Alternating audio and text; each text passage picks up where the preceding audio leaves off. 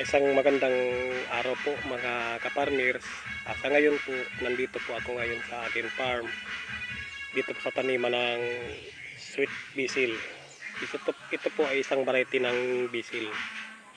Ito po palang sweet basil na ito ay karamihan ay ilalagay po ito sa mga lutuin. Sa mga dishes.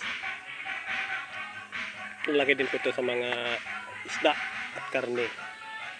Ngayon po, na araw na ito, ay kumukuha po ako ng dahon upang patuyuin sa pamamagitan lang ng air dry, para po kung ito ay dumami ng aking naipon na dahon, akin po siyang gawing oil. Kaya isa lang po siya sa distillation. Bali po itong taniman na sweet basil, ito po ay may sukat na 300 square meter. Ngayon po, nagulan dahil nakalipas na po yung bagyo. Ngayon po ay kukuha tayo ng pantanim. Ilalagay natin po siya sa plastic. Mga per 2 weeks ay atin naman siyang i-replant para ito ay paramihin. Ito po pala mga kaparmers ay hindi po ito masila na pantanim.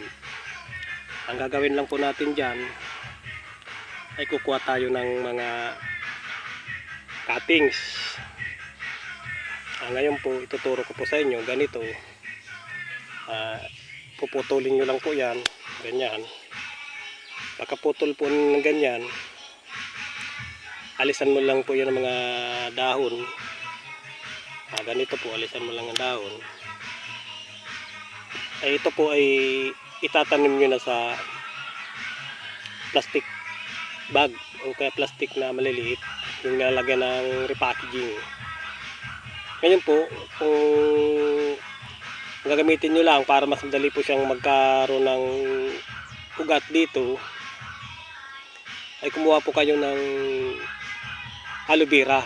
Yung aloe vera, yung loob ng gel ay kutawin nyo lang po sa balde, tabo, ihalo nyo po dun sa tubig na pagbababaran nito o ididilig para madali po siyang makaroon ng ugat.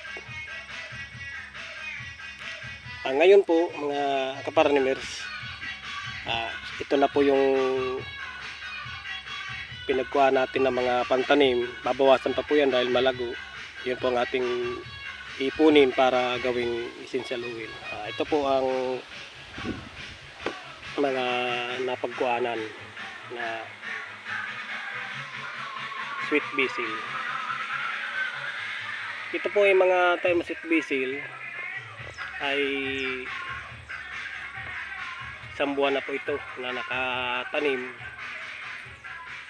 Ito po yung mga harvestan natin dahil maganda pong kuha na pantanim. Ayan po mga kaparmers. Bali po pala ito pagkatanim ninyo, mga after 1 month ay pwede na po siyang harvestan. Ayan po, maganda siyang ito. Yan.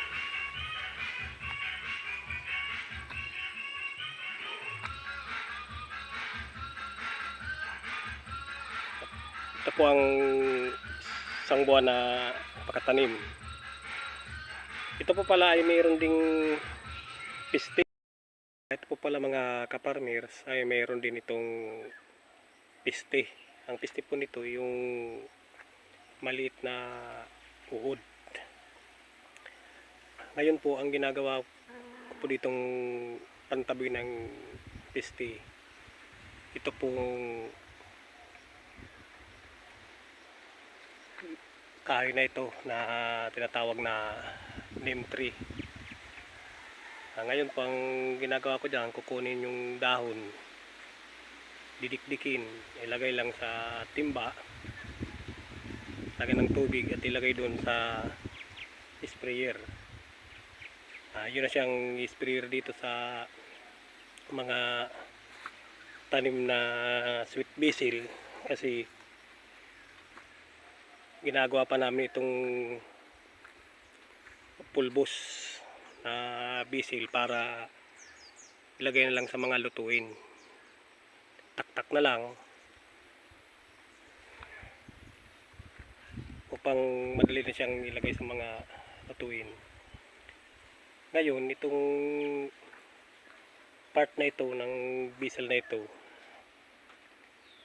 ito yung naunang aking itinanim na pinunla. Dalawang linya na garden. Ngayon, ang ginagawa ko dyan, kada 3 linggo ay kumukuha ko ng pantanim. Yung pinakita ko na sa inyong nauna, ay ganoon po ang aking paggagawa. Ngayon, dito ay may sukat na 300 square meter na tinaniman ito. Yung iba, nag-umpisa pa lang mamuhay. Ngayon, ang gagawin ko po dito, lahat na po ito ay kukunan ng pantanim. Ready na po siya sa isang 1/4 hectare na tataniman na sweet basil. Ganito po ang aking paraan sa pagpaparami ng mga essential oil. Kasi po, kung tayo po tatanim ito ng 1 hektarya, kalahating hektarya, ay marami na po siyang puhunan na bibitawan. Kaya ganito pong ginagawa ko, maliit lang muna, tapos paparamihin. Mga 2 salin po nito, siguro mga 1 hektarya na ang may tataniman itong sweet basil nito. Ngayon po, ito lang po ang mababagi ko mga kaparmers. Kasunod ko pong video nito ay sa malawak na po ito nakatanim. Yun lamang po mga kaparmers. Isang umaga po.